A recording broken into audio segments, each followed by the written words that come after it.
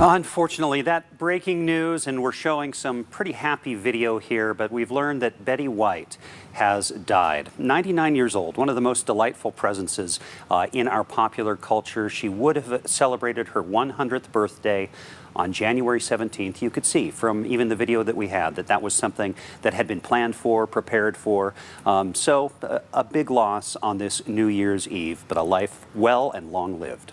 Betty White is a beloved celebrity who holds the title in the Guinness Book of World Records for having the longest ever career in the entertainment industry. After a decade-spanning career that has seen her take on iconic roles in shows like The Mary Tyler Moore Show and The Golden Girls, Betty is still working today. However, the vast amount of wealth she's accumulated through her work also provides her with plenty of time to take it easy and cruise around in her Cadillac Seville. Join Facts First as we explore how Betty White lives her life at 100 years old.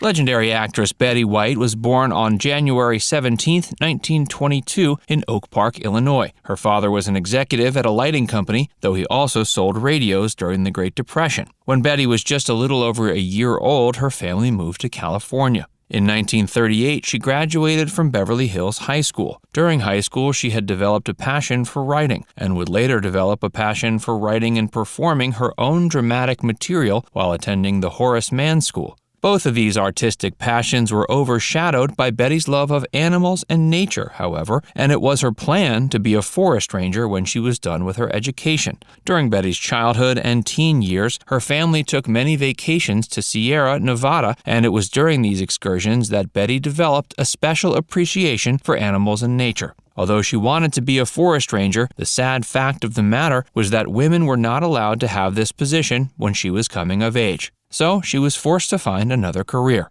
Things turned out quite well for Betty, despite the discrimination she faced, as she was able to use her passions for performance to start a career in the entertainment industry. Although Betty didn't make the decision to pursue acting as a career until being rejected from being a forest ranger, she technically got her start performing just after high school. This was in 1939 when she was tasked with singing songs for an experimental television show. After this, her first pro acting role was at the Bliss Hayden Little Theater, which has since come to be known as the Beverly Hills Playhouse, where many other stars got their start. Soon into her acting career, Betty took a break to serve in the American Women's Voluntary Services during World War II. While serving, she helped transport supplies throughout the state of California and also participated in various events meant to entertain the troops about to be deployed. When Betty was done serving in the war, she started finding steady work on the radio. She could be heard reading commercials and also got some small parts in radio plays. Interestingly, some of the work Betty did during her radio days also saw her providing voices for the crowd's sound effects that would be used in various programming.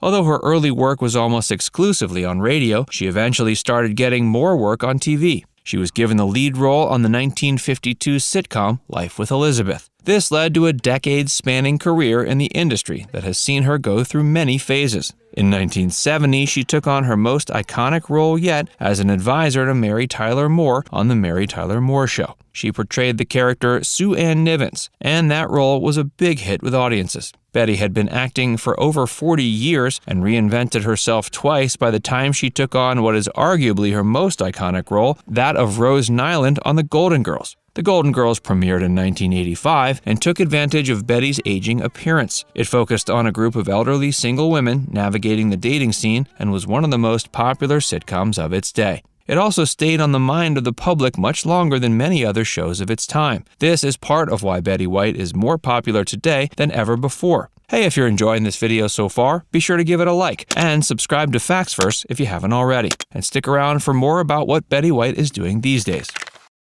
While Betty arguably could have called it a day after The Golden Girls, she's never stopped working. She even starred in another successful sitcom, Hot in Cleveland. With a career spanning nearly a century, Betty White proudly claims the title of the entertainer who has maintained the longest ever career in showbiz. With all of the work she's put in over the years, she has accumulated a vast amount of wealth. She's estimated to be worth around $75 million.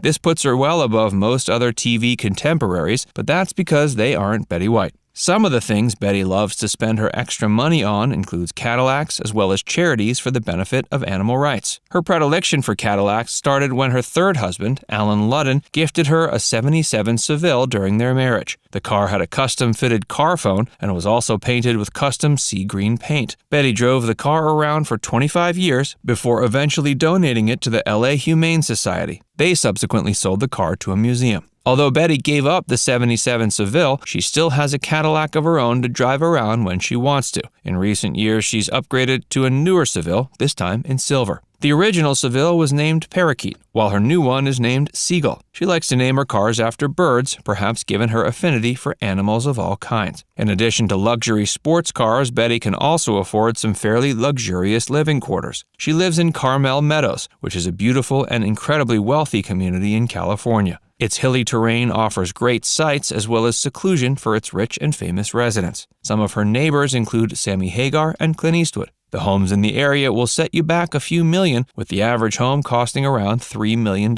Betty and her late third husband were having the house built before the latter's death. It was finished in 1981, just weeks after Alan Ludden's passing that same year. Before meeting Alan, Betty had been married twice, but she never had any children. She helped Alan raise his 3 children from a previous marriage, but has made the decision to focus on her career instead of having biological children. After Alan passed away in 1981, Betty never remarried. Instead, she spent her time and energy focused on her work, as well as her various charitable endeavors to benefit animal rights. Given that Betty is 100 years old and still working, many might wonder how exactly she does it. She's been grilled multiple times over the years about where all her energy to continue working comes from, but her answers are never anything too surprising. According to Betty, having a sense of humor and a healthy outlook on life can go a long way. And it also helps to try to keep your complaining to a minimum, so the negativity doesn't bog you down. Some assume that Betty has survived into the triple digits thanks to some miracle diet, but apparently that couldn't be further from the truth. Betty can be found consuming comical amounts of hot dogs and vodka when she isn't hard at work entertaining the masses. However, it's hard to believe the iconic star could be eating too many hot dogs, as her petite frame likely couldn't take more than a few at a time. Although Betty isn't running any marathons nowadays, she is sure to keep her mind active. She likes to occupy her free time with crossword puzzles. She can also probably be seen spending time in the extravagant backyard of her Carmel Meadows home with her dogs. Although Betty will always be remembered as one of the longest working entertainers, she would prefer to be remembered for all she's done for animal rights.